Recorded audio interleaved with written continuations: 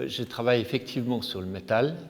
J'ai travaillé pas mal la gravure avec des empreintes de métal et il m'est venu l'idée, en ayant un emballage de plastique autour de mes tôles, d'utiliser ce plastique qui était vraiment maltraité pour en sortir les traces et rejoindre ainsi mon thème qui est le temps et la mémoire.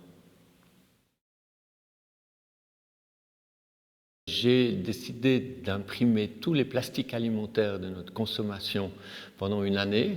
Il fallait que je choisisse une couleur pour faire ce travail. Et j'ai décidé d'avoir 2 gravures par jour pour illustrer le temps qu'il fait et ainsi trouver un protocole de couleurs qui indique par exemple de moins 10 à 0, on est dans les noirs, blancs, de 1 degré à 15 les bleus, 16 à 20 les oranges, rouge de 20 à 25 et violet quand c'est très chaud. Donc ensuite, à partir de ce protocole, tous les jours avaient une autre couleur et un autre support plastique puisqu'il dépendait de notre consommation.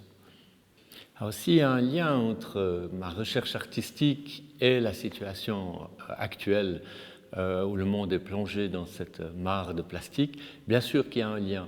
D'une part, le fait de décider de faire un travail sur 365 jours et connaître enfin la quantité de plastique qu'on utilise pour un foyer, ça c'était une curiosité. On voit l'état catastrophique avec les oiseaux, les animaux, etc., les océans, la soupe de l'océan.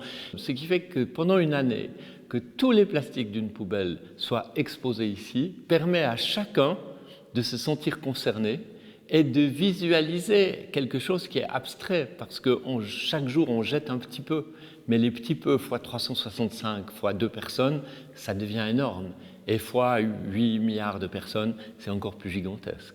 On est dans la réalité, et c'est un travail qui est artistique et qui a un engagement citoyen pendant cette année. Dans les projets, il y a une exposition qui se dessine à l'Université de Fribourg et à Blue Factory. Il y a une exposition dans une galerie qui se passera le 7 novembre à New York, où je présente non pas toute la série des 730 estampes, mais des estampes sur papier, plus une sculpture avec des gants en plastique. Il y a un projet avec Race for Water de Marco Simeoni. Donc il y a des chutes dans les 2 mondes, artistiques ou environnementaux, qui sont prévues et qui vont se développer bien sûr.